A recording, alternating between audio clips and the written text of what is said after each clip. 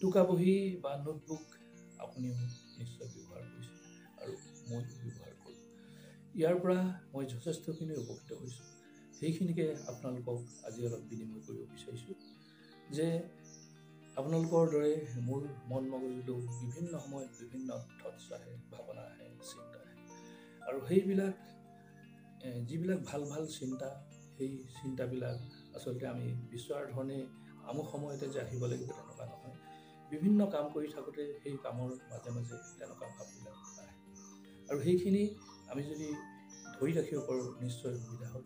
সেয়েহে মই আজৰি সময়ত সেই তেনেকুৱা ভাৱবিলাক মনত পেলাই পুনৰ তাত টুকি ৰাখোঁ।